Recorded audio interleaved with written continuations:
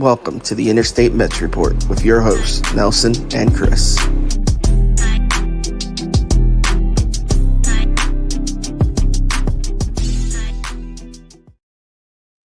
What is up, everyone? Welcome back to the Interstate Mets Report. It's your boy CP here with my co-host Nelson from Amish Country Mets Fan on this lovely Friday afternoon. It is 3:30 p.m., January 5th, and this is the first time that we're doing a stream since the new year. So Nelson, Happy New Year's and Happy New Year's to everybody in the chat. Before we get into anything, make sure you hit that thumbs up button. Make sure you're subscribing to both channels down in the description below and hit that like button for us. Likewise, make sure you all are following us on Interstate Mets on X. Nelson, how are you doing today? Not too bad. Happy New Year to you as well and everybody watching. Good to be back on doing the show, and we finally got a little bit to talk about, so that's nice. And another deal just went through. Looks like the Rockies have agreed to 1-year deals with Dakota Hudson and Jacob Stallings. I know that's not Met news, but that just happened. So more news going. Things are starting to get moving a little bit. Yeah, absolutely. That's why it's called the Mets semi-warm stove, because we do have a signing to talk about, and we'll be talking about a whole host of other topics. Like you see here on your screen, Mr. David Stearns leading the charge here, and we're going to be talking all things Mets. As always, make sure you're subscribing to Nelson's YouTube at Amish Country Mets Fan. You know what to do. And if you're not subscribed to mine as well, at CPNY Sports on YouTube, we are both streaming this to our respective platforms. And make sure you guys are hitting the comment section. Hit the live chat. Let us know what you think. I know we got a couple comments in here already. We got Carlos checking in on the stream. What up, Carlos? We got Tom, NYMUK. What's up? What is up, Tom? Appreciate your support. We got Uncle Ted in here as well. Brandon Wu and Bryce Miller all day. And we got our main man, Yuki, in the house. Yuki Matsui. What up, Yuki? Appreciate this continuous support. Let's get into some Mets talk, because we do have a lot to talk about today. And we're going to start by the headliner that we saw yesterday in Harrison Bader signing a 1-year, $10.5 million deal with the New York Mets. You see the 2023 numbers for Harrison Bader on the left, and then you also see how the 2024 New York Mets outfield as of today shakes out 1 through 5. Nelson, I know this is a little bit of I'm not going to say it's a peculiar signing, because we went on the Mets Hot Stove Live a couple days ago with Talking Mets with Rob. We were both sort of at a loss for left field. I know you had mentioned Bader based off of what Keith said on Shane Sun's podcast and their Twitter accounts. And we were just sort of kind of in limbo in terms of, well, we know Bader is out there, but we don't know if he moves that threshold for the New York Mets as a starting left fielder for this team. So what were your initial reactions when this deal went down, when Andy Martino, I think he had it first that he was signing with the Mets? What were your initial reactions, and how do you analyze this move in terms of helping the Mets in 2024? I'm fine with it. I never, just given the parameters of where we're at and the fact that we seem to be hesitant on giving long-term contracts, a guy like this makes sense. A guy that doesn't block your younger guys down the line. Listen, his problem is he can't stay on the field, right? So that's an issue. But when he is on the field, the dude is an elite fielder, and he's an elite center fielder for that matter. So this allows you, I know Martino said that they will probably still play Nimmo in center some, but this allows you to move Nimmo over to left when you want. If Nimmo's not playing or you're platooning, whatever you're doing, you can put Bader in center field. As long as he's healthy, he's gonna snag the ball. The guy from 2018 to 2023, he had a 66 OAA, which is most in Major League Baseball, or highest, however you want to say it. The guy had 4 DRS last year, which also Tyrone Taylor had as well. So listen, like you can see Stearns' plan now. Like, you're starting to see it take shape. Like, no, it's not the flashy names. No, it's not anybody fancy. but he's trying to improve the defense. He's trying to improve the speed. Both Taylor, Bader, Wendell, even that Zach Short, these are all very fast guys. They all have pretty slick fielders, so you can see kind of where things are headed in that regard. Obviously, we still need a bat somewhere, in my opinion. You would think that's the DH role. Hopefully, we get some sort of signing there. But yeah, I don't have a problem with this. You obviously we're relying on a lot of question marks. Can he stay healthy? It's an issue. But that's one of the reasons you have Taylor now. He's kind of in play there if you need him. Later in the year, maybe if Gilbert's doing his thing down in the minors, you can give him a look. If something happens to Bader or Marte or any of these guys, Nimmo, knock on wood, obviously you don't want any of them getting hurt. But if it happens, then you kind of have somebody waiting in the wings there that can kind of step in. But I think this is the outfield now. I don't think we're signing anybody else for the outfield. I really don't think we're trading anybody to trading for any outfielders. So I think you're looking at our outfield. It isn't the prettiest outfield in the world, but listen, these guys, if you put, I mean, Marte's probably the outlier, but Nimmo and left, Bader and center. If it's a day where Taylor's playing as well, like that is a very elite defense for the outfield. So at the very least, if guys are putting the ball in play and hitting it to the outfield, we got guys that can catch it. So that's a little bit of a step up from last year. Yeah, absolutely. I completely agree with you. The defense is something that David Stearns showed that he loved in Milwaukee, and he's directly transferring that over here to the New York Mets in 2024. Before we talk a little bit more about Harrison Bader, I want to shout out the chat. Make sure you all are hitting that thumbs up on both streams. I definitely appreciate it. We got Mets Talk with Hayden in the chat. Make sure you go checking out his videos and his live streams as well. We got Steven in the house saying hello to everyone. Appreciate you. Got M Easy in the house saying and is he wrong for not wanting to give Soler a 3-year deal? And we got Patty in the chat as well. Always appreciate the support here. So, yeah, like I said, and just to mimic everything that you said, the health is a concern. Now, like I said, you have a platoon of outfielders. You see on the right-hand side of your screen, Marte, Bader, Nimmo, Taylor, and Stewart. The first three guys have their injury concerns. Marte with the groin. Nimmo has an extensive injury history. Bader, the same thing. I mean, Harrison Bader hasn't played over 100 games since 2021, and he's only done it in 3 of his first 7 seasons of his career.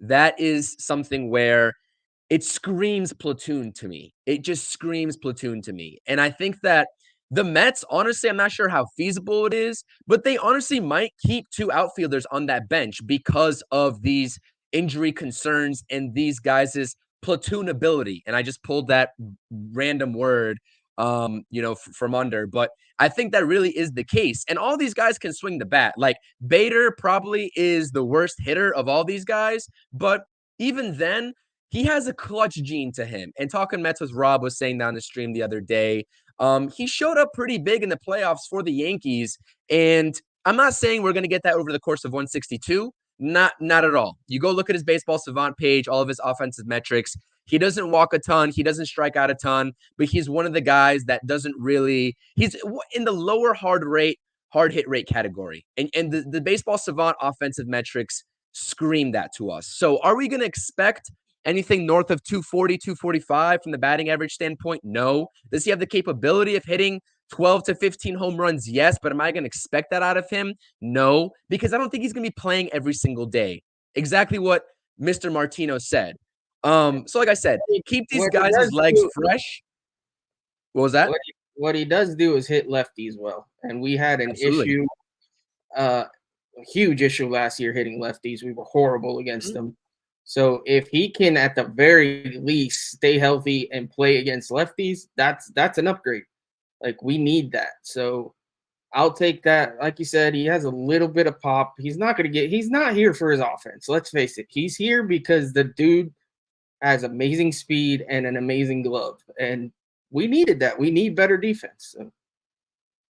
Yeah, absolutely. And I think that the outfield performance this year, obviously Bader, we have low expectations, right? I think that we all, view this Harrison Bader signing as a bridge type signing, right? Whether it's an outfield in the free agent class in 2025 or my favorite prospect in the system, Drew Gilbert. I think that it screams more Drew Gilbert than anything, but I'll rest my case on that until we see that happen and it coming to fruition in 2025. Like I said, this is something where we don't expect Bader to come in here and provide us big offensive metrics. But the outlier here in terms of how we truly grade the Mets outfield in 2024 is going to be up to Starling Marte. I think we all know that. How does he come back from the groin injury? How does he come back from a very, very lackadaisical and inconsistent 2023? We want to see that 2022 Marte. And I agree with you. I don't think we're going to see anything happen in the outfield from now until the beginning of the season. This is our outfield, and we're set. This is what we're rolling with. So hopefully Bader can be a little bit better than what he proved in 2023. This is something where he's not going to play every day. I think Emmy's saying that already in the chat over here. Like, we know he's not going to play every day. Tyrone Taylor better be ready on any given day. And so, and DJ Stewart, the same thing, because we're going to be seeing a whole platoon, a whole variety of outfield combinations. So, and my thing is like, honestly, as good as Bader is in the defensive category, I know he has a lot of range of motion in the outfield with his speed. I know he has a plus arm. But to me, and I don't know how you feel about this yet, Nelson, I don't really care who plays center field when both of those guys are on the field. I think you can draw it up both ways. You have the better defender in center field of Bader, but if Nimmo plays center field with Bader in left field, you can surround Nimmo's weak arm with two guys in the corners that have above average arms in Marte and Harrison Bader. So would you rather see Bader in center field than both those guys are in the field, or do you not really care who's in center field at that rate? I mean, to me, it makes more sense to put your better defender in center field. He's the better defender. So I would rather see Bader in center field. I'm not going to cry about it if he's not, but it makes the most sense. Like, Nimmo's a serviceable center fielder, but he's not great. Bader is an elite center fielder. Like, he really is. When he's on the field, the dude is elite. And to me, like, it makes more sense to put the best guy in that spot. But again, I'm not gonna cry about it if it's the other way around. I'm sure though. I feel like the majority of the time when Bader's in there, regardless, he's going to be in center. I just feel like that's going to be the case. Yeah, absolutely. Like I said, but if it's the other way around, I truly wouldn't be mad. I think Nimmo's shown that he's a capable defender. I know it's kind of hard to argue against Bader in center field, but my whole point is like, whatever decision is made, there's the decision, and that's how we move. This is an interesting quote or interesting comment here, because I definitely agree with it. And this is something that we talked about Nimmo, maybe providing a little bit more power in 2023, his average dipping a little bit, the OBP not really dipping, but definitely wasn't what it was in 2022 from what it seemed like qualitatively. And I know this is something that you definitely took issue with in our previous Interstate Mets streams, the whole approach from Brandon Nimmo in 2022 versus 2023. Now, when you have guys like Marte, Bader, Taylor that are not going to get you those 20 plus home runs, presumably, like Taylor over a course of 162 might, but we're not really banking on that. Would you like to see Nimmo keep with that 2023 approach, or would you still like to see him keep that 2022 approach where he was, line drive type hitter, gap to gap, and occasional home run would come for Brandon Nimmo? What do you think? Yeah, listen, Nimmo, his numbers were fine last year. It was at times, like, there were times in the season where it looked like he was selling out for power more than he was for the typical leadoff guy approach. I prefer, regardless of the lack of power in the outfield, I prefer that set up the lineup type of guy that's going to work the count and get on base. I'm not going to cry. If he's hitting home runs, he's hitting home runs. It is what it is. I prefer that. Just make a pitcher throw 20 pitches, work a walk, get on base. I like that. And I like that out of Nimmo's game. more than I like the homers. If he's hitting homers, I kind of would prefer someone else to lead off, but we don't really have another leadoff hitter really that makes sense for this team. So that's fine. I'm good with Nimmo. Nimmo's fine. Nimmo just needs to stay healthy, continue to stay healthy, do his thing.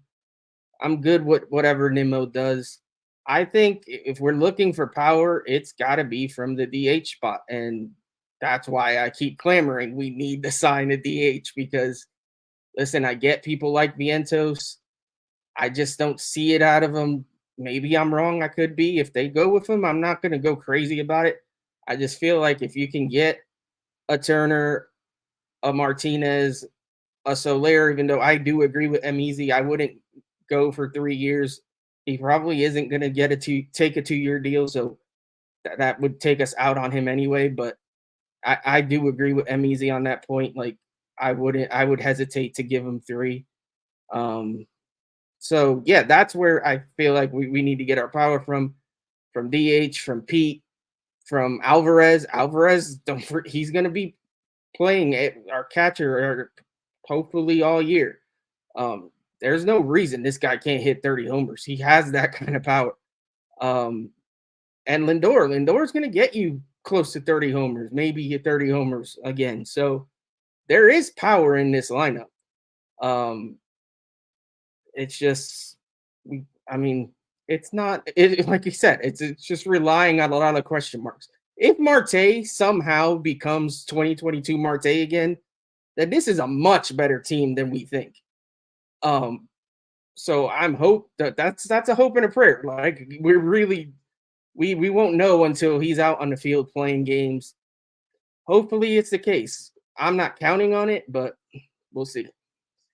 Yeah, we'll see. Like I said, the Mets lineup is shaking out to be, obviously we're DH away, but if we get that resurgence from Starling Marte, it's definitely a lot better of a lineup than we're kind of talking about here. The DH is an obvious need, and if Harrison Bader can provide anything better than what we see on the screen here, that would be a plus for us. And like I said, 274 on base percentage here. Combined with the low walks and low strikeouts, it tells you that he puts the ball in play often, but doesn't really necessarily hit it hard, or doesn't find those right spots. So we'll see if he can put it together a complete year offensively. And this is a prove-it-year deal within itself, too, with the 1 year. Like, he has everything to prove in the world for his next contract, as does, on the other side of the ball, Luis Severino. So that's also an underrated kind of aspect to this offseason. I know a lot of people don't like the 1 year deals. They're cheap. They're short term. I understand it's not the sexiest thing, but these guys are playing for their next contract. We saw it with Tommy Pham this past season in 2023 when he lit it up after the first couple months of the season playing on a 1 year deal. So these things can happen, and we can get above expected results from these guys on 1 year deals. And I think that's what a lot of people don't take into consideration as well. Listen, Bader, let me say something real quick. Bader's best year is not all that far from, it was 2021. He hit 16 homers, had 50 RBIs, hit 267, had a 785 OPS. If he can produce that, that's pretty solid. Granted, that was only in 103 games. Again, that's the problem. He doesn't play a lot. But if he can produce similar to those numbers, that's a pretty good year. And he's only 2 years away from it. So it's not like he's a totally awful hitter. Like there is something there. We just got to use him right. We got to keep him healthy. Again, not play him every day, obviously. And we'll see where the chips fall. Yeah, absolutely. I agree with you. 100% there. We'll see what we get out of Harrison Bader. We're going to get to a couple of the comments here. Talking about Daniel's talking about Bader cutting his hair. Also, Harrison Bader reunites with his former college buddy and Pete Alonso. I know Pete Alonso took to Instagram right after that. So maybe that can have a positive effect on Pete too. Not that he needs it, but I mean, we saw the average was what it was, but home runs are never going to be scarce for Pete Alonso here. We have MEZ saying that Nimmo took a step back defensively in center field. Left field fits perfectly for him. I agree with you. We paid him like a center fielder last offseason because the market was what it was. But this really is that transition year. I think that we start to see Nimmo start to play a little bit more left field and sort of really transition and get him comfortable in the corner rather than up the middle. So I definitely agree with you. Let's see here. We got Ian in the house here. How many games do we think the Mets will win in 2024? And if you could bring back one player from history to play now, who would it be? That's a great question. Nelson, you take that first. Ooh, listen, I hate to put out a number yet because the team's not fully built yet, right? So I think if we add a DH, one of those guys, whoever it is, and we add another starter that can be slotted into the top of the rotation, one or two, or what have you, then this team can win mid 80s games if things break right. A trade or two in the season, you can maybe get to 90 wins. I think that's a very real possibility. It's also a very real possibility that things go horribly and the injury bug hits us and none of these guys pan out and we end up winning like 70 games again. It really is. This team, it can go either way. Like I understand why fans are hesitant and why fans are kind of like, I don't understand the fans that are ready to just give up on the season, but I understand looking at this roster and going, I don't see it. But I also I truly believe like if things break right, we could get in the playoffs. Like that's not out of the realm of possibility. I don't think that's why when people say we're punting 2024, I just truly don't believe that. Like it's not a punt. We're trying to win. It's just not necessarily how you may have wanted to see it. As far as one player back from history, now this is tough because my favorite Met of all time is Mike Piazza. But if you're putting him on this roster, Francisco Alvarez is the catcher, right? Well, I guess you can make Mikey P the DH. Yeah, let's do it. Let's roll with that. Bring back Mike Piazza, let him DH. Alvarez can catch, and let's go. You put that kind of production in this lineup, in this fantasy land that we're in, this team would be in solid shape. That's interesting. Yeah, I completely agree with you. I think Aaron's on the same page with you. He said if it's not hitting, then he'd bring back Nolan Ryan for the pitching. We'd see Emizy would bring back Edgardo Alfonso. For me, if I had to, yeah, Carlos is saying Piazza for the DH as well. I agree with Carlos. I was gonna take a different route. I was gonna go this route and say I would bring back left-handed power hitting Carlos Delgado to be our DH. That's who I would choose. That's the route that I would take. Yeah. You could bring back Carlos Beltran and he could be your center fielder. You can't go wrong with a lot of these guys. The Mets have had some really good players in their history. Obviously, we have all the pitchers, the Seavers. Gooden. Yeah. Gooden. Absolutely. Freaking like the Mets have had some really good players in their history. So I don't think there's a wrong answer to this question unless you pick some bozo that Jason Bay or something. Josh Tolley.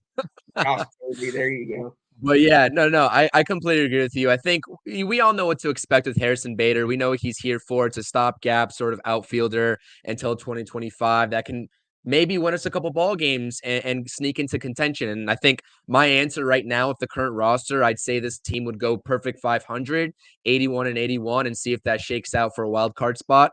But, like you said, there's plenty of offseason left via trades. We've been hearing the Mets active in the trade market here. Today, as of recent, Stearns is working the phone, hopefully for some pitching, etc., and we'll see what happens there. But like I said, we got a couple people in the chat here. Appreciate you dropping those comments. Make sure we move on. Before we move on to the next topic, hit that subscribe button on both of our channels. Hit that thumbs up. We thoroughly appreciate it. And make sure you keep commenting your thoughts and opinions. Okay. Enough of Harrison Bader, enough of the outfield. I think it's set. I think we know what we're getting with Bader. Let's talk about something different here. This is a little bit more of a unique topic. And this is a topic that I wanted to bring in, especially with your expertise and the tweet that you dropped via Spotrac yesterday. And if you haven't checked it out, make sure you go to Amish Country Met on X and go check out the tweet. It's a beautiful breakdown here of the Mets' expected payrolls over the next 4 years. You see the CBT expected thresholds for the MLB. $237 million for this year in 2024, $241 million expected in 2025. We see where the Mets are operating here in 2024, and we see money coming off the books by default here at 146, 109, 87. There's a trend, and it's trending downward. And I think that this, honestly, is something that a lot of Mets fans have lost sight of this offseason in terms of why the Mets are reluctant to get tied into long-term deals this offseason.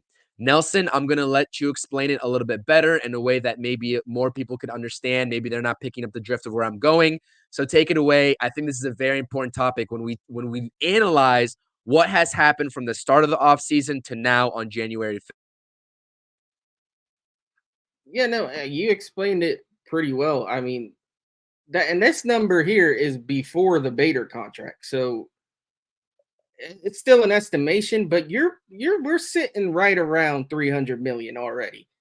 And we still have to add a few guys. So we're going to go over that there's the 3 tax brackets or whatever. We're going to go over that again, barring something crazy. So we're not in a spot to just throw money away. Yes, next year, obviously, you see more than $100 million comes off the books. That's huge. But you still don't want to lock yourself into guys that are not really, there's not a ton of people or players out there that are worth the kind of money that they're asking for. And you don't want to lock yourself into that and then like take away from that 2025 ability to spend. Yes, the free agent market next year isn't totally great either, but Juan Soto is out there. I don't think he's going to sign an extension. There are some pitchers out there. There are guys. The 2025 market isn't bad. So the Mets had a plan. It was Yamamoto they were going to throw a bag at if they could, because he's a young guy that they could have had for years, or they were going to pivot and do what they're doing. And I don't have a problem with it. They need to. I mean, this isn't. And remember, the number, whatever payroll we're paying, you gotta, the tax number on this is insane. Like, we're adding another, so 300 million becomes like 400 million. So even though it's officially 300, Steve is paying another $100 million just in taxes. So it just doesn't, it's not realistic to think that you're just going to take the Yamamoto money and just burn it because we can. Next year now, we do have some more flexibility, and it would be interesting to see with that what Stearns can do, because if the tax threshold is 237, we're gonna have around $100 million we can spend and still be able to stay under that tax threshold. So actually it's 241 in 2025. So yeah, we're gonna have like right around $100 million, barring any other moves that we do. So I mean, it just makes sense to be smart about how you spend your money. You're not winning the offseason with flashy names doesn't win you games. It doesn't. We've done it before, and we've seen how it blows up in our face. So you just have to be smart. He brought in Stearns because Stearns is a smart baseball guy. He knows how to spend money. He knows how to evaluate talent. And next year, you might see a little bit more spending, and the fans that want to see the big ticket names might be a little happier. But like, it's just, the situation is what it is. We ended up, if you look back, hindsight's 2020, right? We probably shouldn't have thrown huge bags at Scherzer and Verlander, because if we don't, we're sitting in a much better spot. But we did. It is what it is. There's nothing we can do about it now. We had to pivot. Part of that pivot was what we did at the trade deadline last year. Part of that pivot is doing what we're doing now in free agency, and we'll see what happens and where we go from there. Yeah. Absolutely. And I mean, for those of y'all that don't know, we're paying $50 million combined between Scherzer, Verlander, and McCann this year alone. In that $283 million mark that you all see there, 50 million of that is from those three players that are not even on the New York Mets in 2024. And like I said, I don't blame the Mets for doing what they did at the deadline. They obviously needed to do that, but it's important to realize when you go into an offseason, paying $50 million collectively to players that are not even on the team is something that you just don't see every day in the major leagues. Like no type of ownership or front office is going to be willing to take that hit to make your organization better for the future. And that's exactly what the Mets did. And like you said, read these numbers and read them clear. If you're watching the stream right now, 140, you said 146 or 141, whatever it is, give or take 5 million, gives you $100 million of working room for the next season. And that perfectly flows in to the next topic because we have a player who we need to extend and is going to be looking for a big bag. And that is Mr. Pete Alonso. And there's a whole plethora of free agents in that 2025 market. If Juan Soto hits, you'll have a couple pitchers out there in Corbin Burns that you can go ahead and have a lot of flexibility towards, and in terms of signing.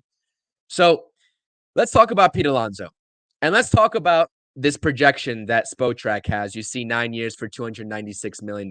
This has to be said. We haven't talked about Pete Alonso probably for quite some time. And it's a refreshing topic. It's a refreshing topic. Here's Spotrac's projection for Mr. Pete Alonso and the breakdown from how they got there. You see, they took the contracts of Lindor, Correa, Machado, and Devers and came to a figure of 9 years for 32.9 approximately AAV. So I'm going to leave that up on the screen here. Nelson, they can still hear you. What does your mind sort of think when you see this graphic and when you see 9 years for $32.9 million for Mr. Pete Alonso?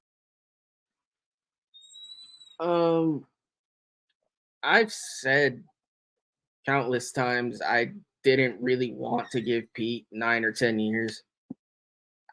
I felt like there had to be a limit to where the contract you gave him. But at this point, with the way things have shaken out, I mean, if it takes 9 years, so be it. Almost 33 million a year to me seems a little steep.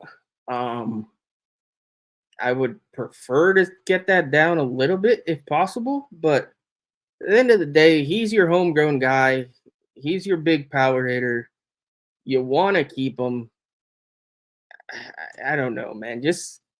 I still don't want to just give him whatever he wants. Obviously, there needs to be some negotiation here. I prefer your number much to the Spotrac number. If I can get him at 8 years, 240, I'm happy. Even 8 years, 250, I'll live with that. 300 million, I don't really want to go there. More than 8 years, I prefer to stay away from it. But the thing with Pete is, I truly believe he's not going to be at first base for that long. At some point, he's going to transition to a DH. And Easy just said it. The history of long-term first baseman contracts isn't great. And it's something to keep in mind. Like, you have to really think about that. And that's why I'm hesitant. But at the same time, there's that bug in my ear. Like, this is your guy. This is a homegrown guy. We don't often keep our homegrown guys. It would be nice to lock him up and hopefully have a potential Hall of Famer, future Hall of Famer on the team. And it'd be nice. It'd be nice for the fans. It would be nice for the team's history and what have you. So we'll see how it shakes out. I honestly don't know. I imagine that they, at the very least, exchange some numbers at some point throughout the offseason. I'm thinking if we see more movement on this, it'll probably be closer to spring training or even during spring training. It does seem like they're more than happy to let it ride and let him go to free agency, which it's a bold strategy. it's a cat and mouse game. Like, what's his market going to be? How many teams are really going to be willing to give him that much money? I don't think he has a huge market, but you never know. There's teams that get desperate that just have money to blow. The San Francisco Giants are a team that comes to mind. They've been dying to sign a star, and they're willing to throw a bag. Nobody's been willing to take it. I don't know that Pete would be willing to take it, but they're one of those teams that look in the Cubs. You imagine they've been linked to Pete a lot. They could say, you know what, screw it, we want this guy. So you are playing with fire if you let him go to the free agency. So we'll see what happens. I mean, if you can't sign him, is there a world where come the trade deadline, the Mets aren't doing great and you decide, remember what the Yankees did with Chapman? They traded him, got prospects, turned around and signed them in the offseason. Could we see something like that happen? Maybe talk to Pete and be like, hey, we're going to trade you because things aren't working out, but we still want you here. So let's talk after the season. It's possible. I don't know. I'd rather not play with that fire. I'd rather just sign the dude if we can, but I'm also not in the business of just giving guys whatever they want. So I'm torn, I guess is the best way to put it. Yeah, I completely agree with you. And honestly, I want to be confident that a resolution is going to happen this offseason, but we all know that he's hired Scott Boras for a reason. We all know that asking price is going to be ridiculously high from the start. And the last time that we heard anything, honestly, that I heard anything at least in terms of negotiation talks with Pete Alonso was back near early September, maybe midway through September. Mark Feinsand put something out there that the Mets did make Pete Alonso an offer, and although it wasn't disrespectful to him of an offer, it wasn't something that moved him in terms of not foregoing free agency. So there's still a little bit a ways away in terms of this gap, in terms of the contract negotiation. So I agree with you. If we step back and take a look at it, there's 2 points here. In 2024, if the New York Mets are not competitive, they're not competing for a wild card spot, they're not even close. They fielded offers for him. We know that's a fact that they fielded offers for him in 2023. I would be hard-pressed to think that they wouldn't do so in 2024 if the situation is the same. So for everyone that wants Pete Alonso, that's not to scare you. That's not to make me think that they're going to trade Pete Alonso. But just to gauge how desperate teams are and what a return package could be like, they're definitely going to field those calls if the Mets are not competitive. If they are competitive, there's no way they're trading Pete Alonso. And we know we're going to see him in opening day unless David Stearns is a liar because he doubled down on the fact that he's going to be a Met by opening day. So let's forget about a trade. He's not going anywhere before opening day. I don't. No, not at all. So the other side of it is the New York Mets obviously have what it takes to compete in future years. But with this organization set up the way it is, and we talked about this on the Hot Stove Live the other day, the Mets have a core that they're long-term financially invested in already. Francisco Lindor, 8 years left of. Brandon Nimmo, 7 years left of. Edwin Diaz, 5 more years of. Jeff McNeil, if you consider him part of the core, you got 3 more years of. Not really, right? But just say for all intents and purposes. Francisco Alvarez, you're going to have for the long term. They're even talking about maybe a potential contract extension after he hit, mid-20s in the home run category this past season. So you have a core established, and that's excluding Pete Alonso. Do you think that they can win a championship within the next 3 to 4 years, which is when Pete Alonso's presumed prime is going to be? Do we believe that if Pete Alonso sticks around with his core, that this team can win a championship with any sort of trade acquisitions this offseason or next season or next offseason, and also the free agent sort of market coming in next offseason with the amount of cap flexibility? I think it's no question that they think they can. I don't think that's a question at all.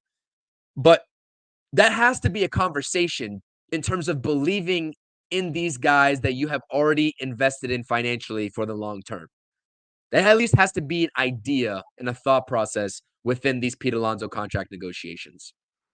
It's not just So believing that's in where these, I'm at with it. it's not just believing in those guys either, though. It's believing you can't win a championship without some of these prospects panning out. I truly believe that. You have to have some of these guys pan out. And it's whether or not you believe in those guys. And Stearns, that's why Stearns needs to evaluate these kids this year, because he needs to see who he can trust, who he can move on from, and who puts us in a better position to get to that ultimate goal. We have a lot of guys in the system. There's guys that we don't even talk about. There's names I can give you that we haven't even like thought of. And there's more guys coming in the international free agent market that we're signing here soon. It's good. The deadline, the date for that, I think, is sometime in February. So we're gonna continue to add talent. Some of that talent looks very promising, but we have to hit on it. We haven't had that luck lately. The last guy to really, I mean, Pete, yeah, he's probably the last prospect we had come up that's really taken off and gone next level. Before that, it was Jake. We need that. We need an ace. Hopefully, Christian Scott can be. I'm not saying he's going to be Jacob deGrom per se, but hopefully he can be one of those top of the rotation arms, because you need cost controlled players to go with your guys that are making a ton of money. So that's why the Braves are so successful. They had all these young guys come up, and then they all took cheap ass extensions because they blackmailed all of them. I guess I don't know, but we need some of that luck, right? So who knows what's gonna happen?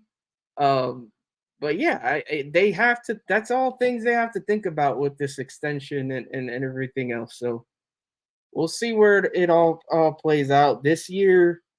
This year's going to be interesting. It really is. It's going to be interesting to see what this team shapes out to be, how we handle the trade deadline when it comes to it, where we're at, whether we're ready to crank it into like a playoff run, or we suck again and we're discussing whether or not to trade some of our other guys. So we'll see.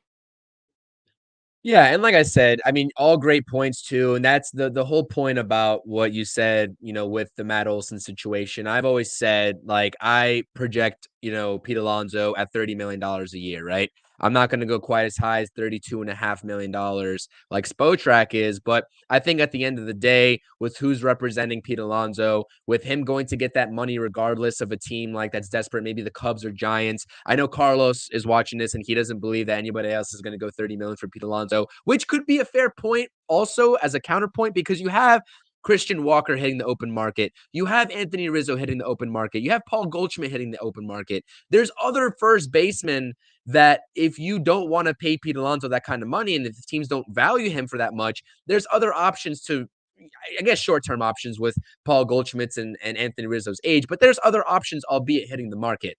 But, I'm still in the business of, listen, it's not feasible to compare him to a Freddie Freeman contract. It's not feasible to compare him to a Matt Olson contract. Matt Olson left millions of dollars on the table when he signed that extension, like most Braves do when they sign an extension with them for one reason or another. Hometown discount. That is an exact hometown discount that we're talking about that Pete Alonso is not going to even entertain at all.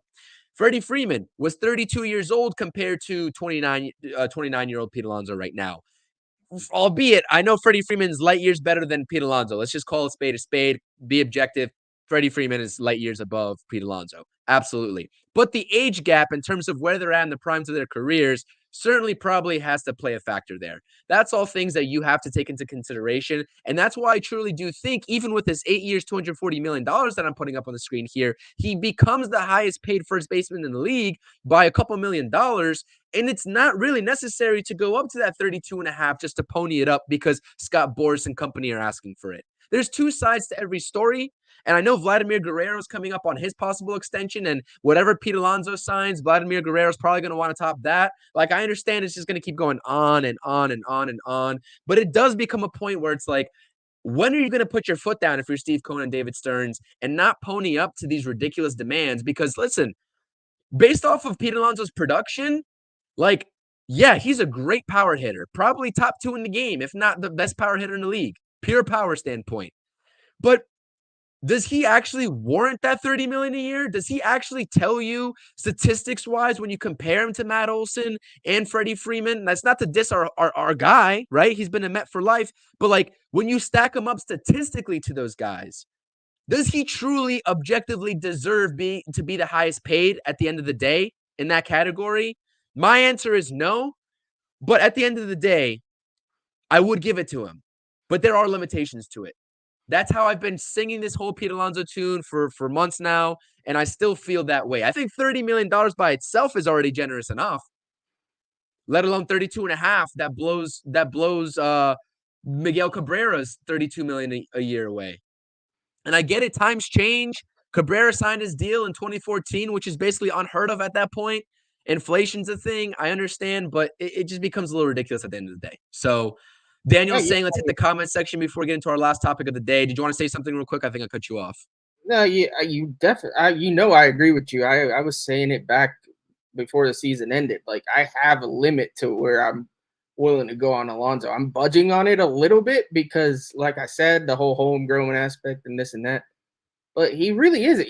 He's very good. I'm not knocking the guy, like you said. But if you look at his 2023 numbers objectively, granted that could be an outlier, but if he's hitting lower 220s, 230s, that's not worth 30 million to me. Like, it's just not. If he's hitting more 260, 270, 280, he's hitting the ball the other way. If his defense is improving a little bit, then yeah, maybe you can see that. So we'll see what he does this year. It's his contract year. I expect him to ball out. And let's face it, if he does have a monster year, then he is probably going to ask for more money. So that's another reason you kind of are playing with fire with. But also, like Carlos and some others have said, who's going to give him that money? Like, I don't know. Like, the problem is teams get desperate. Sometimes they just are willing to do things that aren't feasible. And if you let them hit free agency, that's what you run into. You never know what crazy team is going to do. And now that the Dodgers have opened up this whole sign a guy and IOU and pay him later thing, who knows what can happen. So it's just, I don't know. But I just hope he stays. That's where I'll end that.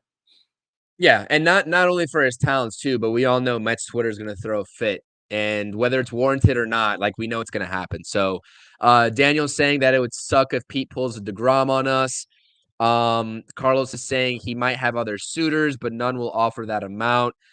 His market with us, if it's about the money. Oh, okay, I see. If he wants the money, it's going to be with the Mets, is what he's saying. Let's see here. The fan base won't be reasonable when it comes to the Alonso negotiations. I tweeted something out. Yeah, I tweeted something out about this Spotrac projection on my X account earlier today, and the overwhelming majority of people, without a doubt, said if that's what it takes, yes, give it to Pete Alonso. So that tells you something about where this fan base is at with that. A little bit of outside news. Seattle gave up on Robbie Ray fast. Yeah, they did. He's heading to the Giants. Let's see here. I've seen this on other Mets channels. All these fans bashing the guy because he's not getting the big names that they want. Damn, okay, he's talking about David Stearns. Yeah, I absolutely agree with you, Daniel. I mean, we're not going to bash David Stearns here. We're objective. We know this is not what we wanted this offseason, but we know that it's probably plausible and realistic in terms of where the Mets are out the cap space, which is why we put up that slide early in the stream. So appreciate you checking us out here. Carlos agreeing with me here. Appreciate you, Carlos, always. And let's see here. Oh, yeah. Okay, yeah. See, now we're on the same page. Like I said, if you guys are here, we appreciate you spending your Friday early afternoon. We know there's a lot of other Mets podcasts that are going to be going live. Shane Sons is going live later tonight. Make sure you go check them out. Make sure you subscribe to both of our YouTube channels in the description. Hit that thumbs up on both streams. We thoroughly appreciate it. Tuesdays and Fridays, but for the off season, we've just been doing Fridays. When the season rolls around, we'll implement more Tuesday streams. Keep rocking with us. We definitely appreciate it. And thank you all to those commenting. It makes this stream that more enjoyable. So there's Pete Alonso talk. We'll see what happens there. We'll keep monitoring. Will it shock me if there's no deal done as we head into the final days of the offseason? It's not going to shock me, right? It won't shock me if this becomes a Judge 2.0 situation with the New York Mets. But there is a risk that you run in terms of letting that happen, like you said, Nelson. And at the end of the day, Steve Cohen has the power, and he will have even more power to do that and pony up to whatever Pete Alonso wants in the 2025 offseason. So we're just saying we need to keep our expectations, and we need to talk about this more in a more objective light. Like, just because a player is homegrown and he's objectively probably my favorite player on the Mets, but I'm not going to sit here entertain if he's asking for 35. I'm not going to give him 35. If he wants 32 right away, I'm not going to just not negotiate with him. There needs to be some sort of expectations on both sides. Absolutely. So with that being said, let's go into our last topic of the day here, running on about 50 minutes of the podcast. Let's talk about I'm not sure why that says Harrison Bader at the top, so please do ignore that. But we're going to talk about the projected 2024 pitching outlook as of today on January 5th, and we'll talk about the 2025 offseason outlook with the guys that you see in red on the right-hand side of your screen set to hit free agency, right? And we talked about this on the Mets Hot Stove. Imanaga, there's conflicting reports on whether the Mets are going to be entertaining an Imanaga this offseason. Bowden saying that the favorites are Giants and whatever other teams, Red Sox maybe, that are in on him. And then SNY, I forgot who put it out. It might have been Martino. I'm not exactly sure who wrote that article saying the Mets are still in talks with Imanaga. So we don't know what's going on there. But my whole point is, when you see the names on the bottom here, in terms of potential Mets signings still on the market, even trade talks, we see that the Mets have engaged in talks and are in on the Dylan Cease sweepstakes, which praise the heavens, because I've been asking for that for quite some time. I've been telling David Stearns, hit the phones, let's get Dylan Cease to Queens. We're going to have a problem.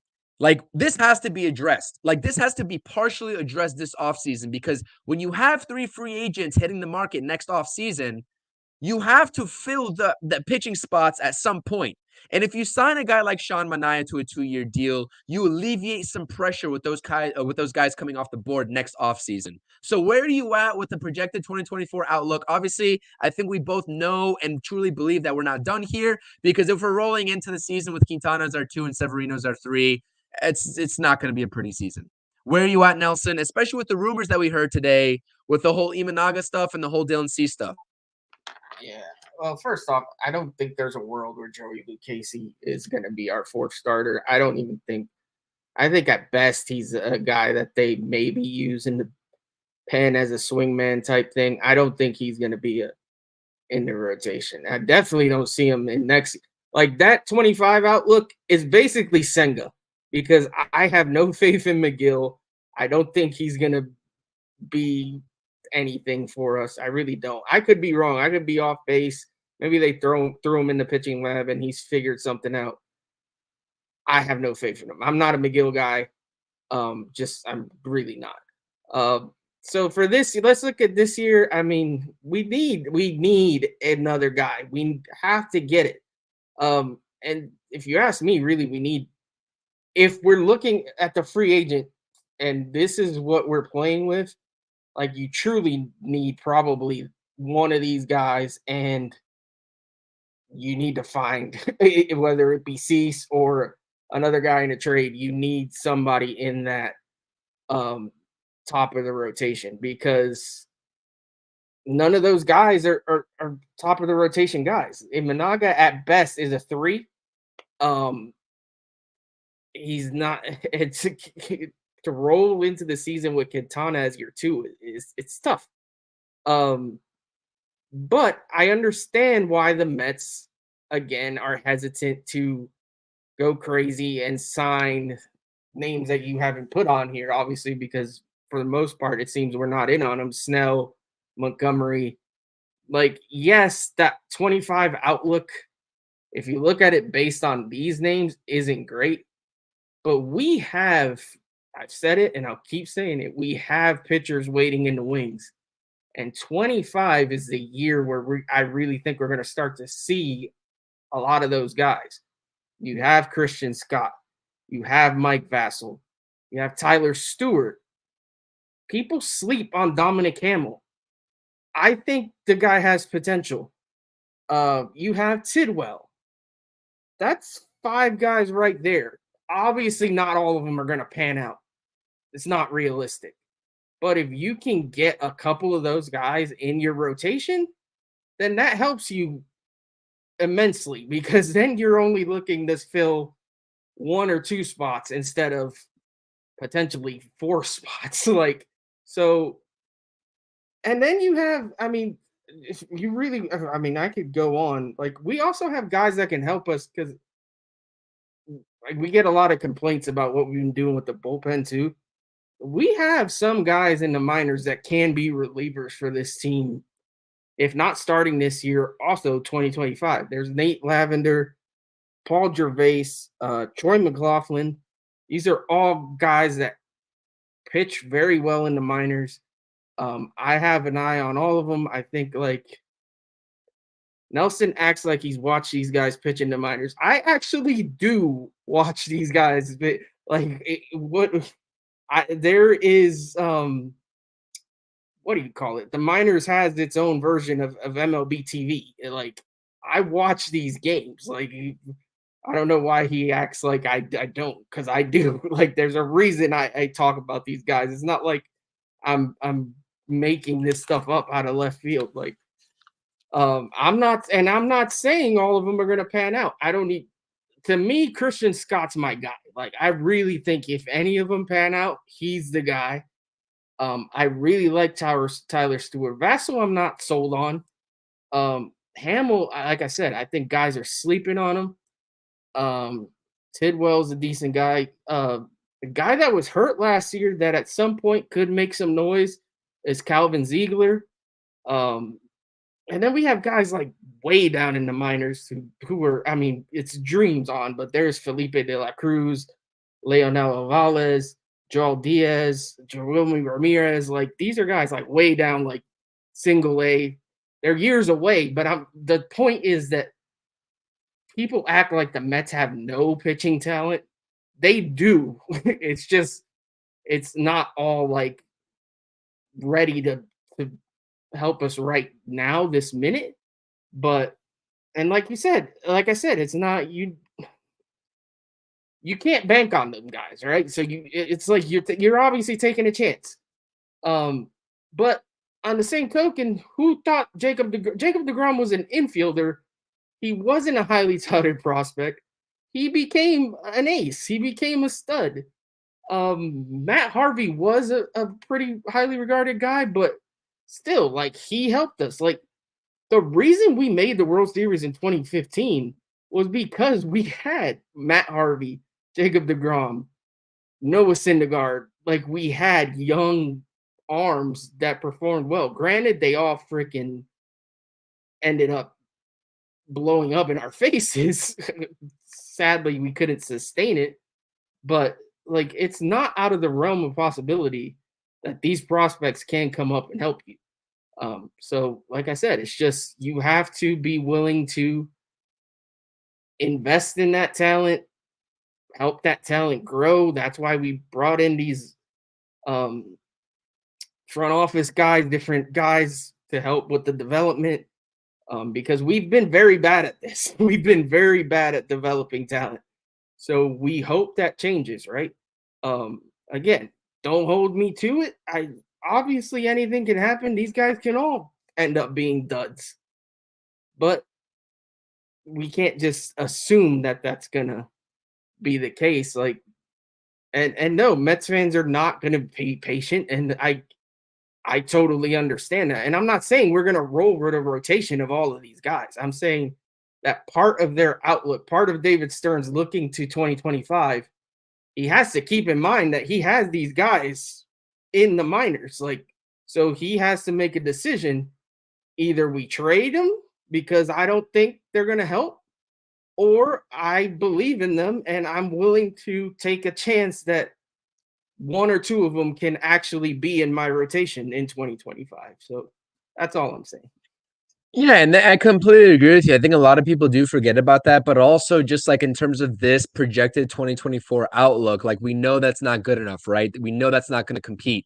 But is it realistic to call up a guy like Christian Scott at the beginning of the year and expect him to be anything valuable for us in 2024? Absolutely not. No, Mike not Vasil, to Tom's point here, Mike Vasil's not done. I guess people are just a little bit more like low on him. I guess he finished out 2023 with a little bit of just a slower ending, right? So I think that he probably has a good chance to crack this rotation if he does well in spring training because he's the most ready of the bunch. But there's a lot of people under Mike Vasil, a lot of pitchers under Mike Vasil that a lot of people aren't sort of talking about. Like you said, the Christian Scotts of the world, the Blade Tidwells, probably those two predominantly are going to be the most ready of anybody else to come Let's up face it, and make an most of immediate these guys, impact in 2025. most of these guys are guys that are going to be 20. We're looking at some of them might help at some point in 2024, but they're more than likely 2025 guys. That's so I'm looking at it and from that aspect. So you're not trying to fill your rotation with signing a Snell and a Montgomery and this and that, and then blocking all of those kids. That's what I'm looking at it as. And so my also point to back that up and sort of kind of make a side point to it is that if you, like you said yourself, right, when we were talking about this, you only see Senga idealistically in the 25 outlook on the screen. So if you go and trade for a guy, maybe a 2 this season, this offseason, let's say it's a Dylan Cease. And if you go sign a back-end guy like Sean Manaea on a 2-year deal just to have him and say that you can automatically put him into that 2025 outlook, that leaves that 1 or 2 spots for those guys coming up to prove themselves. It's a mixture of both. So, like, that's why I truly don't understand. Like, if we're out on a Shota Imanaga, like, why? Because you still need to at least sign one other pitcher for me to sort of alleviate that pressure in 25 and also to set up those prospects for success coming in and filling that rotation. It has to be a mixture of both. So when people are saying that we're out on Imanaga, like I get it, maybe the long-term aspect of it, but why not pivot to a guy like Sean Manaea? Lefty, 2-year deal, exactly what we need to make sure that we have the back end of the rotation filled out because nobody wants to see Tyler McGill in 2025 pitch in any aspect in the starting rotation. Nobody wants to see it. Nobody. Yeah, no, totally. I think Manaea probably makes some more sense. In Managa, I think the reason they might be out on him is because they don't really see him being that guy. Like I truly think that might be the case. Or maybe not. Maybe they are. We're just basing this on reports, and these reports have been wrong all off season. So who the hell knows? Maybe we do sign the guy. But it's a possibility that they just see it as, you know what? He's an okay pitcher, but we don't think he's worth 5 years, 100 and something million. And if that's the case, that's fine. But then you do, like to your point, need a Manaea, and then you got to trade for somebody, whether it be Cease or Burns or who the hell knows. But yeah, we need to have you nailed it in that we need to have a mix of, we got to have at least 2 more of those spots for 2025 filled. So then you can potentially use some of these kids or trade or whatever you have to do. But you can't go in the next year with just Senga. Like that's unrealistic. Yeah, absolutely. And the last point here in terms of the pitching category for the Mets in 2024 and the rumor about Dylan Cease. And I saw someone say, well, we don't have enough pitching prospects to give up for Dylan Cease. And my thing is like why would the White Sox, in terms of tearing it all down, also forget about why would they write off position prospects? Like they're tearing it all down. They need everything. So they're not going to just limit it to position or pitching prospects. And they also have other pieces to give up. It's not Dylan Cease. They can give up an Eloy Jimenez. They can give up a Luis Robert. Like they have other pieces that they can get back. So if the Mets come at them with an undeniable offer for Dylan Cease, and it's only position players, like they're not going to, like, I can't see a world that they turn that down. So I just don't understand that sort of thing. I think it was a little bit more apparent with the pitching prospects for the Juan Soto deal, but I'm not sure it's so equivalent with the White Sox and with the way that their organization is shaping up for the long I term. think I think realistically they would probably want one pitcher, but Probably one. that doesn't necessarily mean it has to be the centerpiece. Like I don't think you giving them Christian Scott in a Dylan Cease trade. Sure. But the problem is the asking price does seem to be high. Like I read somewhere that they wanted 3 top 100 prospects. I mean, we have 5. Do you want to give them 3? Maybe you can talk them down to 2. Um, Sure. and then who are the guys you're giving up? Because the rumor had it the Braves were in on them and they offered like their top guy. Granted, the Braves farm system kind of sucks. If we're being honest, they had like one guy that was ranked 50th, I think, and their other guys like ranked 100. So they offered like their top guy and Vaughn Grissom, and I think somebody else. They ended up trading Grissom to the Red Sox for sale. So if that wasn't enough, then what do the Mets have to offer? Like, do they take Acuna? I mean, I think ideally, I think most Mets fans, that's the one guy they probably would rather. I think if I'm reading the tea leaves, would rather give up Acuna over some of these other guys. I know I would. I like Acuna. Don't get me wrong, and in some lists, he's not considered our number one prospect. But to me, I like Jet Williams better. I like Drew Gilbert better. Those are not guys I really want to trade, but like if that's what they're asking for, like, are you willing to go that route? Like, maybe not both of them, obviously, but are you willing to give up one of those dudes and maybe who knows, a Parada and somebody else to get this guy? Like that Do you think you do, gotta really ask, I guess. do you think the Mets at this point could sell a team like the White Sox, like the Braves did with Grissom, on a resurgence for Brett Beatty or Mark Vientos? Vientos, no. Okay. I don't think Vientos was ever that highly regarded to begin with. Beatty, on the other hand, was. Beatty was one of our top prospects. Yep. So could you sell a team on Brett Beatty could be your future at third base? Maybe. The problem there is then what do we do at third base? Because we don't. Yeah. Then are you gonna play third? Is Joey Wendell gonna be your third baseman? I mean, Yeah. that's the trouble with doing that. You can go So sign Matt I Chapman. get, Go sign I Matt get, Chapman and give up. yeah, but then you're I giving mean, up the qualifying he had the qualifying offer, so then you're giving up picks and international money. I don't know if they weren't willing to freaking shell out money for Snell, which is more of a need, and you could argue at pitching that we need. I don't think they're going to do that for a Matt Chapman. yeah, I'm curious what a Matt Chapman's gonna make anyways. But the thing is like, yeah, you're right. If you do sell a team on Brett Beatty, what do you do at third base? That there has to be a lateral move there, and David Stearns would have to be thinking ahead. So That's a solid point, but do the White Sox don't have to trade this dude. Let's remember that too. He signed for 2 more years. yeah. So are they necessarily desperate to give up to get money off the books just to get him out of there and take a lesser package? Like to me, I feel like if I were them, I don't know, maybe not, but if I were them, I would hold on out for more prospects because and Robert Murray, I was watching, he had a YouTube live yesterday and he made a point. He's like, he doesn't think they are trading these guys. He doesn't think Cease is going anywhere. He doesn't think Robert is going anywhere. He thinks if anything, it's more likely at the trade deadline. So I don't know. He's obviously more in tune than guys like us. But then the report came out that the Mets made a call or whatever. So who knows? I really don't know. I just the one thing that I would love to have him, obviously.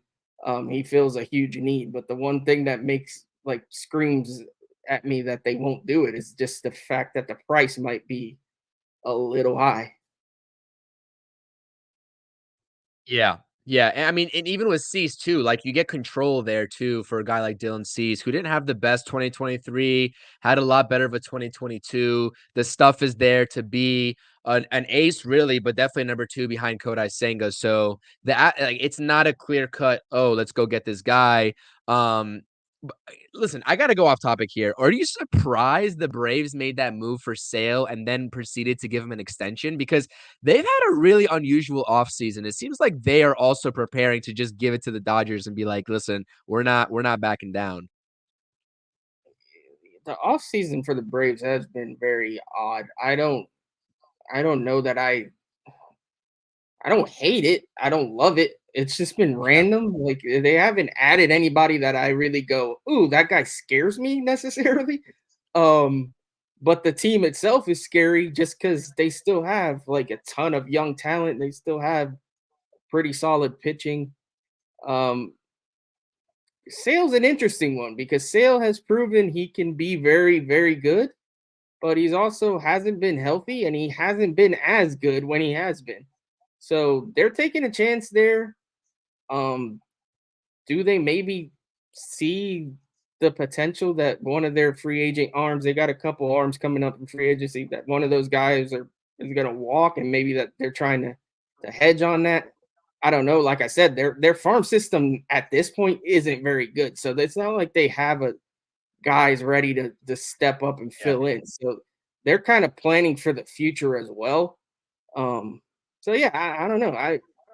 It's the Braves, so I hate to sound like this, but I always feel like that team they have some sort of dark sorcery magic working in their favor, and everything works out for them as opposed to for us. They find a So way, man. They yeah, definitely like find a way. Easy just said it. Say watch Sale be like a Cy Young for them. Like Pitches 30 you games. can see it. I could see it happening.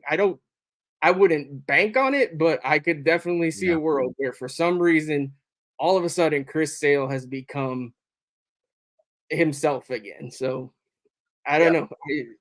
And then let's not forget, like some most Met fans are still going to be on, um, what you call it? What's his name? The outfielder. Why am I blanking on his name? The outfielder that they traded for, the guy from the Diaz deal. The guy from the Diaz deal. Yeah, that we gave up to Seattle, and Seattle traded him to the No, Braves. Kalenic. Yeah, don't forget that they Yeah. got Kalenic, and we're gonna hear nonstop every time Mhm. Kalenic comes to bat for the Braves. It's gonna be what Kalenic did. So, um,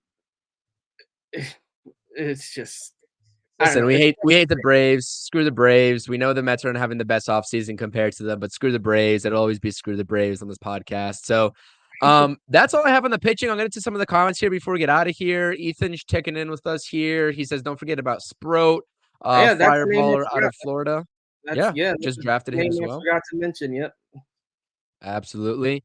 Um, Carlos is saying, great point to you, Nelson. We're just not used to developing great pitchers. I appreciate you saying this about the farm, and let's not forget about them. So, Appreciate you, Carlos. absolutely. Listen, would I love these two guys, Ted? Absolutely. I just don't see it happening, man. Like Lane It's Thomas, I think is a little bit more feasible, maybe. Fuck Actually, I'm them not giving kids. you said Tanner Scott. But yeah, no. I mean, absolutely. I don't know. I would love to see them, but I just don't think those guys are going to be here. They're not going to make their way over here. Um, let's see here. Going through the comments here. There's some great comments, some great discourse here. I appreciate Daniel, Carlos, Aaron. What do you think about this name for the pitching? Jose Barrios. Um, our guy Keith from Shea and Sons has been Yeah, banging he's that been saying that. for a little while.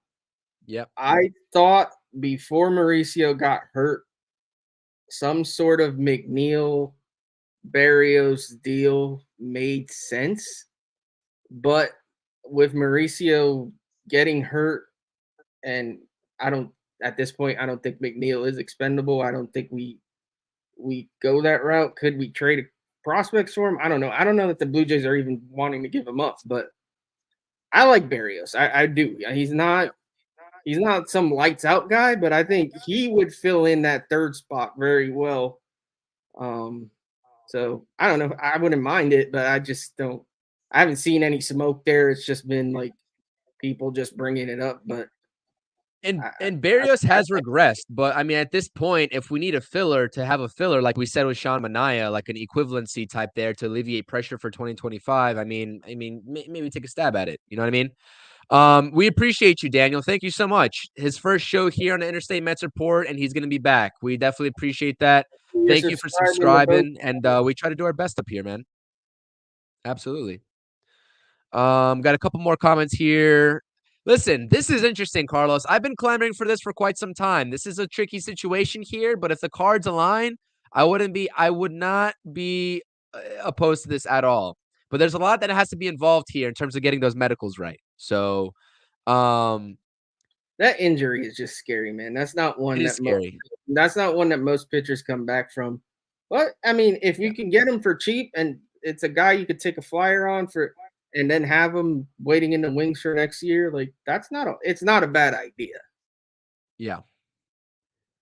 Let's see here. I think Ted likes the Mariners guys that I was talking about on the Hot Stove Live the other night. And Bryce Miller and Brandon Wu.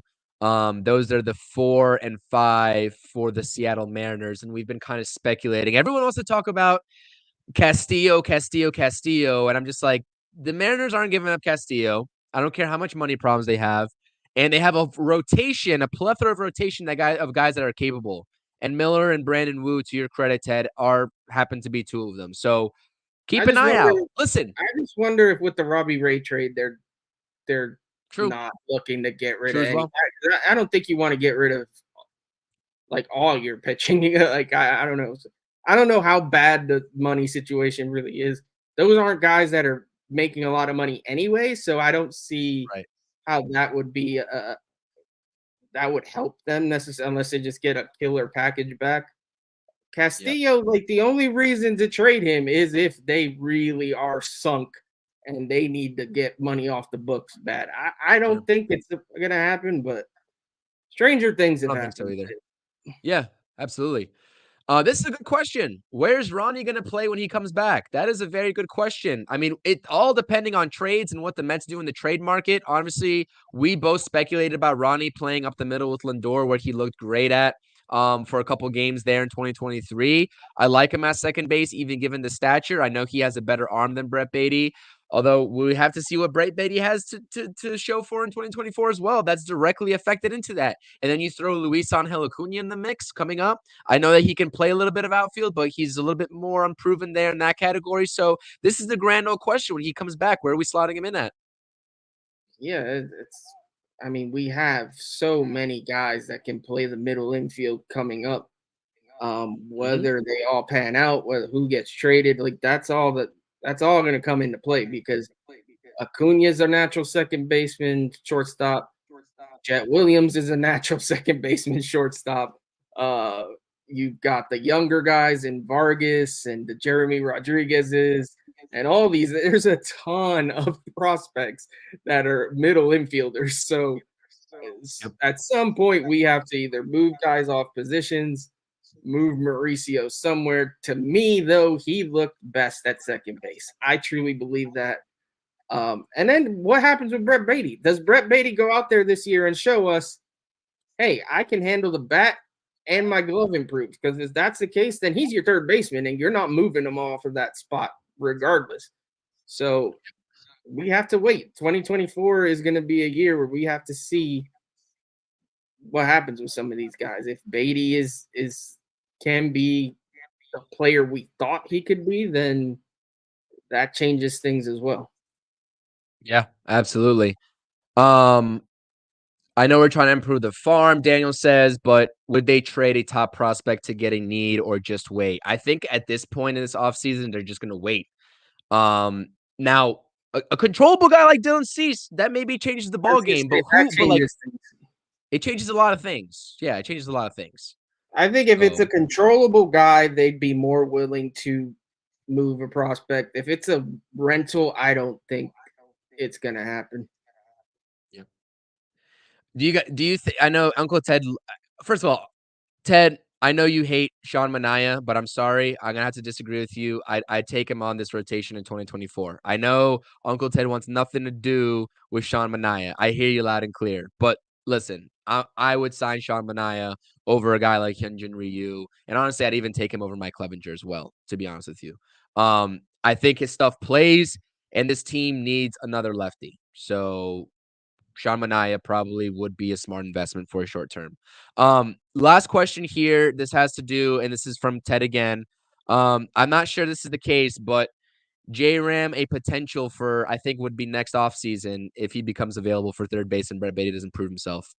I really don't think. I don't see I don't why think so. the Guardians are trading him. Yeah. They have him locked in. They signed him to an extension, didn't they? He's locked up for long term, if I'm not mistaken. So He has The only reason is because they're cheap and they try to get the money off the books as well. But like I still don't see it. You know what I mean? yeah, I mean, I don't know. Who knows? That ownership is weird. Yeah. They're kind of like the Pittsburgh Pirates on steroids. Like the Guardians actually win sometimes. But those are two organizations that are very strange. They make moves that don't make sense. And yeah, so who knows? But I would love J Ram. He's Lindor's boy, so that would be a nice little fit there. I just don't see it Absolutely. happening, especially not this offseason. Maybe next year, maybe that's a possibility, but I just don't. I think the Mets are, as much as Uncle Ted might hate it, Brett Beatty's our third baseman, like it or not. Oh yeah, absolutely. For 2024, I've been saying that. Don't expect anything else out of third base instead. Except Brett Beatty. For 2024, you got Alex Bregman in 2025 as well. I know J Ram is probably light years ahead of Alex Bregman in terms of my mind, but those two guys remains to be seen. I mean, Bregman for sure because he's going into free agency. So if he gets an extension, that's one thing. But if he doesn't, then yeah, Daniel. Fridays we go primarily this off season. Tuesdays have been with the lack of news. We don't really do it on Tuesdays until the season starts. So we usually try to float between 3:30 and 4 o'clock start time. We try to go right in between there. If you don't follow us on all of our social media accounts, we basically tweet out whenever we're going live. So make sure you follow us there. Amish Country Met at Amish Country Met on X. You can see updates there. You can see updates on my X account at CPNY Sports. And if you want to just not follow everybody and anybody, then you can just follow us on Interstate Mets. We will tweet it out on the Interstate Mets account as well. So I definitely appreciate you And we tuning in sometimes and throw a asking little about the Friday program. night stream in there too, so don't. Yep. Yep. Absolutely. Yeah. We sometimes we do Friday night streams in case we're a little bit busy. So like I said, just stay tuned to our X accounts and we'll definitely let you know when we're going live if there's a schedule change. So that's all we had for you all today.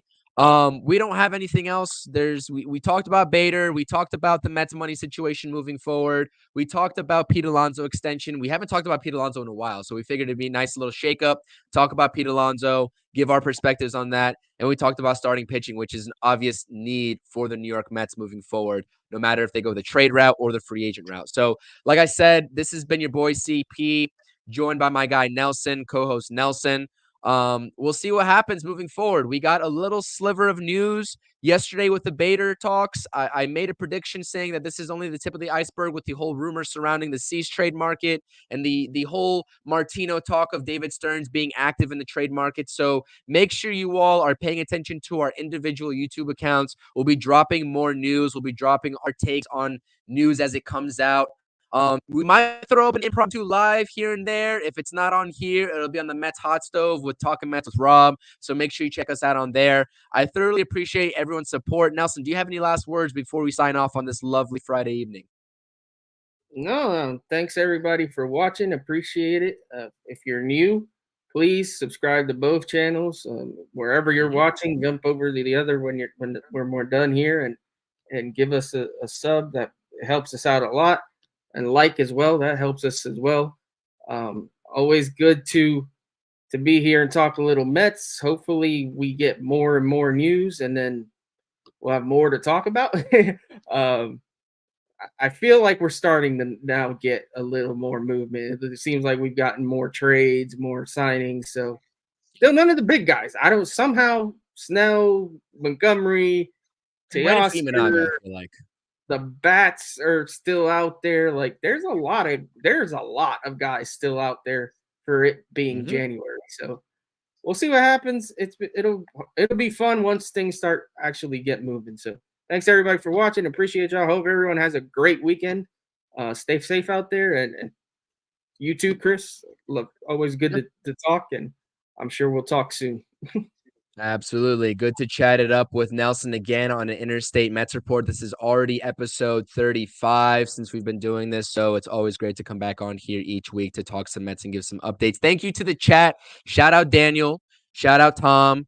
Shout out M-Easy. Shout out Ted. Shout out Carlos. Shout out Henry. Shout out everybody that made it into the stream and dropped those comments. Shout out Aaron. Am I missing anybody? Who am I missing up here? Shout out Sanders. I'm going to keep scrolling up because I want to shout each and every one of you out individually because it makes my day to see you all in here. Shout out Ethan.